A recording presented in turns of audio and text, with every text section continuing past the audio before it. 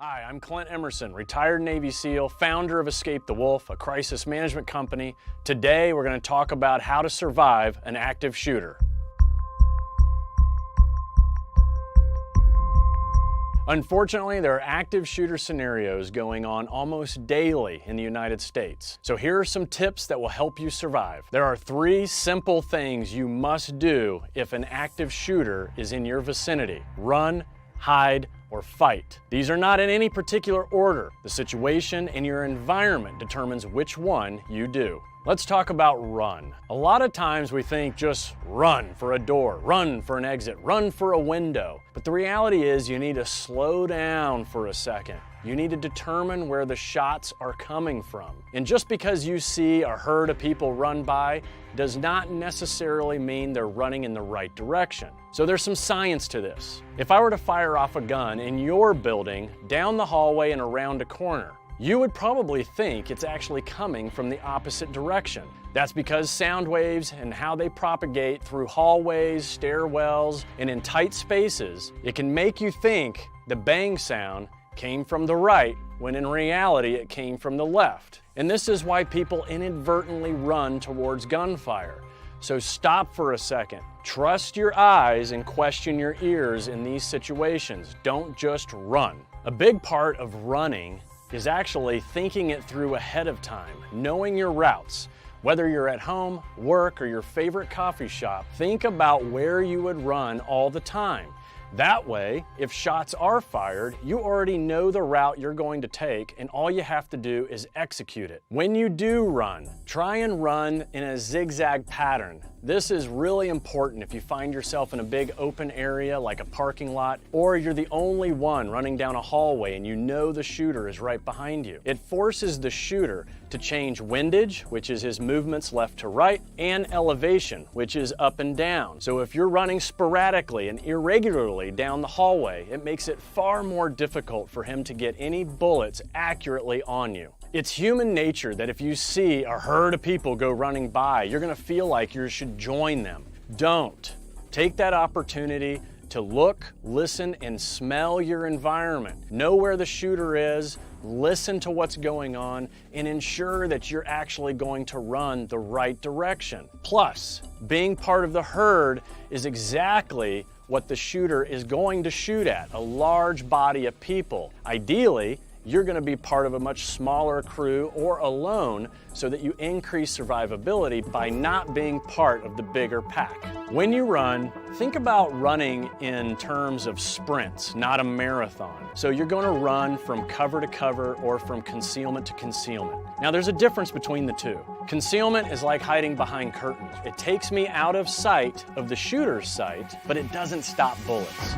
So ideally, you choose cover over concealment, because cover takes you out of sight, but it also stops bullets. It could be a granite desktop in your conference room, or if you're out in a parking lot, it could be the engine end of the vehicle, because if you hide behind the trunk, bullets will zip right through it. So you want to identify things that stop bullets and then use those when you run. If you find yourself in a situation where you can't necessarily run or you can't exit the building all the way just yet and you have to hide in order to get out of sight, make sure you figure out your hiding locations ahead of time. We live in a very small pattern of life. We're either at home, we're at work, our favorite coffee shops, the gym, wherever. This gives you time now to figure out, okay, what are the good hiding spots? What gets me out of sight but is not a dead end? It's just as important to identify dead ends as it is to identify good hiding spots, because you want to avoid dead ends. Dead ends are like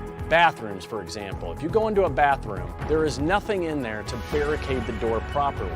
And most bathrooms do not have another way to get out. So ideally, a good hiding spot allows you to barricade the doors and gives you an opportunity to escape. It can be a hallway that has multiple ways of egress and ingress. Whatever it is, just make sure your hiding spots give you other opportunities of escape. If you find yourself in a room and it's time to hide, make sure you barricade the door first. So the proper way of barricading a door is to stack stuff linear. You find the door, you place a table against it, and then a table behind that table, or another piece of furniture behind that piece of furniture. The idea is to stretch that chain of furniture from the door to the opposing wall. So now the opposing wall actually becomes the doorstop, and no one is going to get inside that room. Keep in mind, anytime you're around that doorway, it's dangerous. That's why it's called the fatal funnel. Bad guys like to shoot into doors and doorways. So when you barricade a door, do it quickly, and try and do it without putting yourself dead center in front of that door. Once the door is barricaded properly, immediately look for other exits or a way to get out of there. In the meantime, put your cell phone on silent. Shut out all the lights. Lock any other doors, windows, any other way in. Make sure those are barricaded as well. And then get quiet. Put yourself as low in the room or as high. There's been people who have survived these by getting on top of the refrigerator in a break room.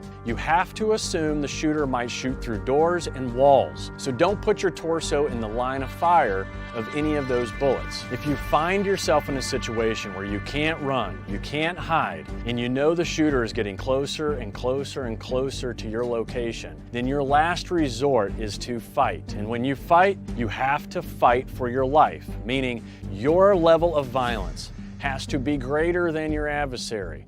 And when he's coming with a gun and you don't have one, it's a good idea to team up. Grab other people who are willing to fight and make a quick plan. And it can look something like this, where, hey, you're gonna go for the legs, I'm going for the gun. You have to get control of the gun and then get control of the body. And then ideally you separate the two. So one person is going for that gun. You're either grabbing it like a pull-up bar, a chin-up, or an over-under. But whatever you do, get a positive grip, positive control of that weapon, and then let gravity do the rest of the work. Just drop to the ground. It's either gonna strip the gun out of their hands, or they're gonna go to the ground with it. And then the second or third person is gonna take out the body. In the MMA world, in the fighting world, it's all about gaining control of the spine. And the best way to do that is gaining control of either the head or the hips. But in times of stress, it's much easier to tackle hips than it is to try and get a hold of the head. So one person gets positive control of the weapon,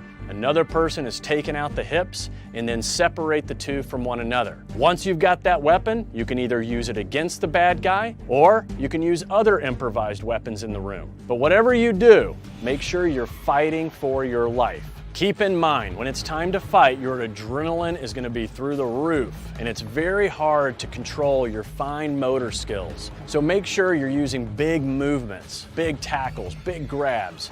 Those are the things, those gross motor skills are gonna work, and they're gonna work really well for you. When you tackle a guy, you're probably gonna put him through the wall. You're gonna have strength and you're gonna have aggression that you've never had before. But just make sure it's controlled and you use it properly. And remember, on some of this, you only got one try, so make it count. When it's time to fight, don't forget about improvised weapons. It can be a fire extinguisher, hit him over the head, spray him in the face. You can grab any kind of cleaning product, spray him in the eyes. You can grab a pair of scissors, stab him in the face. Anything goes, and make sure whatever you do, you go 100% because it's either you or him. Remember, the fight is all about creating pain, disarmament, and then taking down the shooter.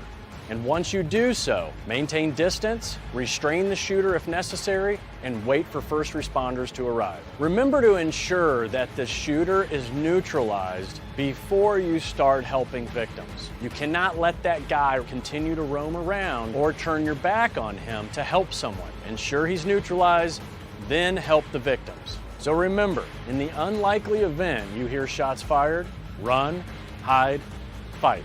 These are not in any particular order. Your environment, the situation, and your personal capability will decide what you're going to do. By using this mantra, you will increase your odds of survival.